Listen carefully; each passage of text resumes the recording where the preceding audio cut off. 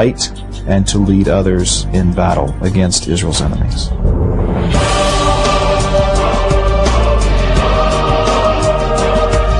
His physical strength found rival only in his moral weakness. Samson has one other vice, and that is Samson loves Philistine women. And this was a no-no in ancient Israel, but he loves them. And the one woman that he really loves is Delilah. Philistine lords realize how devoted Samson is to Delilah. They use her as a kind of spy to find out the secret of his great power. Delilah was pressured into action. On several occasions, Delilah presses Samson to tell her why he's so strong. Samson thirsted for Delilah. And at first he lies. He does not reveal the truth about his Nazirite vows. And in the end, he doesn't even quite come clean. But he tells her that the secret of his power is in his hair. And if his hair is all shaved off, then he will become as weak as any man. She passes this information on to the leaders of the Philistines. They sneak up on him while he is asleep at her house. Samson loses his supernatural strength, his God-given strength, and they were able to bind him, and they gouge out his eyes. Samson gets his power back really by praying for it, by showing devotion to God, by asking God. God restores his strength. Samson topples the temple, and as the story says, he kills more Philistines in his death than he did previously in the rest of his life.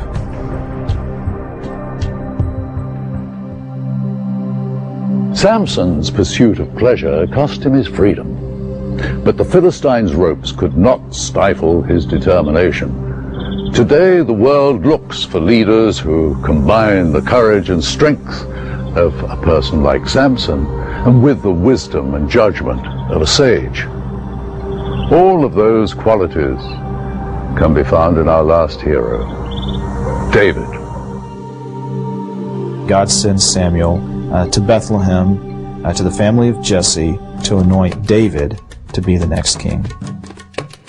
God's choice of David was unique because in the ancient Near East, and also with the first choice of the king, what were people looking for? They were looking for the biggest, strongest individual. David would soon be given the opportunity to prove himself fit as a leader. And of course, this is the famous David and Goliath story. David, again, is back with the sheep while his brothers are in the army fighting the Philistines. But the Philistines are technologically superior to Israel. The Philistines employed iron weapons, thereby putting Israel at a tactical disadvantage. The only strategic leverage for the Jews was control of high ground, making Philistine attack difficult.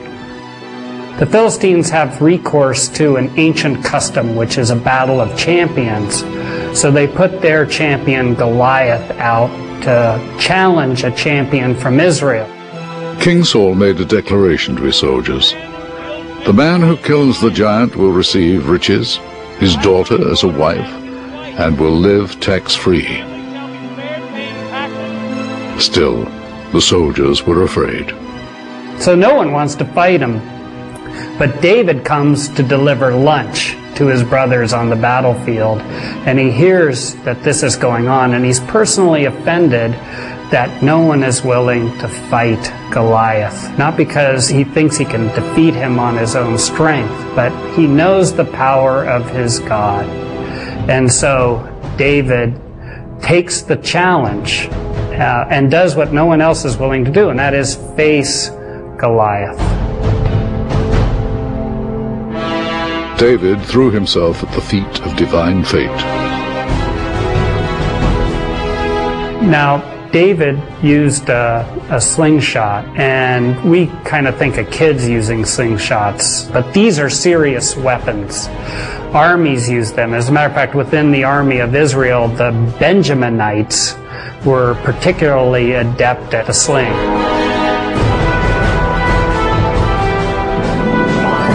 The sling held stones the size of baseballs. The gifted musician called upon God to empower him.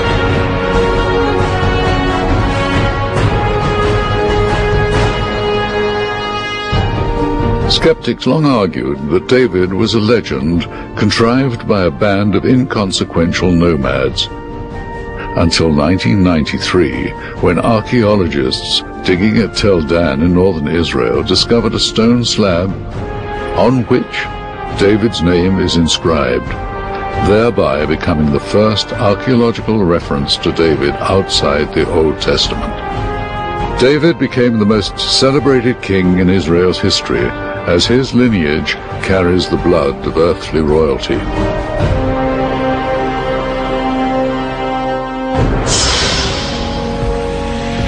Coming up, what did scientists dig up in the 1960s that proves the Bible's accuracy?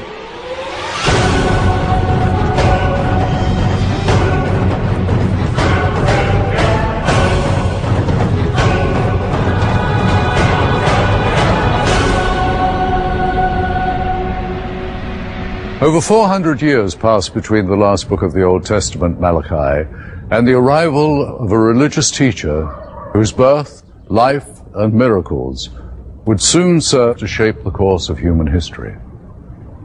Was this teacher, Jesus of Nazareth, simply a good man, or was he sent directly from the right hand of God? Let us take a look at the life of Jesus as recorded in the New Testament Gospels of Matthew, Mark, Luke, and John. Our question for the experts is, are these Gospel accounts reliable? The reliability of the Bible has been repeatedly proven and demonstrated. Many people try to find contradictions in the Bible, but there really are none. I've yet to encounter any historical evidence that is contrary to what's found in Scripture, what's found in the Bible. To me, the Bible really is impressive in terms of its historical accuracy. As archaeology continues to uncover new evidence and as more manuscripts are discovered, the whole trajectory is that the biblical authors were very reliable in how they presented the history. The usual rule is the farther removed you are from events of the first century, the hazier it ought to become. Because of archaeology and because of 2,000 years of excellent biblical scholarship, the opposite is taking place. We're getting a clearer and sharper image of what's happening. There is no historical evidence that disproves the Bible. In setting out to examine the reliability of the Bible, what kind of proof will we require? Very often when we talk about proof, people are thinking in terms of a mathematical proof. They want it as solid as 2 + 2 = 4. But historical evidence doesn't add up the same way a math problem might. Evidence in history often relies on the quality of the testimony. So the question must be asked, how did we get these stories about Jesus? Where did they come from? Everyone agrees there was a period of orality when the gospel stories were passed down orally from community to community, mouth to mouth, if you will, as opposed to being written down, and that process took a few decades. But it was in a Jewish context in which they were used to reciting prayers that they had memorized. If this story about Jesus and his teachings had not been important, they would have been lost a long time ago. So they passed on these traditions. People heard Jesus tell a story. They saw Jesus work a miracle. They remembered, they shared, they turned that story over in their minds. The discovery of the Dead Sea Scrolls in the 1960s provided scholars an opportunity to measure copying accuracy. The scrolls, believed to be from the 1st century AD, contained an excerpt of the Old Testament book Isaiah. Scholars compared the Isaiah fragment with next available copy from the 9th century. The results are startling. 99.9% same text in both. So this idea that the copyists have, totally changed scriptures just does not work. And it really is a pretty worthless argument. There are non-biblical accounts of Jesus, and these are very important. In fact, some scholars have actually demonstrated that you can get the basic story about Jesus by not even looking at the New Testament. To the surprise of some, Jesus is also mentioned in other religious texts.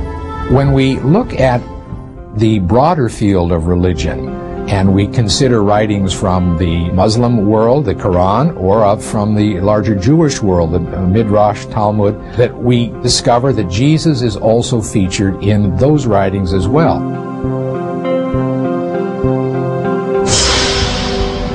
Coming up, what proof is there that Jesus actually lived? And is there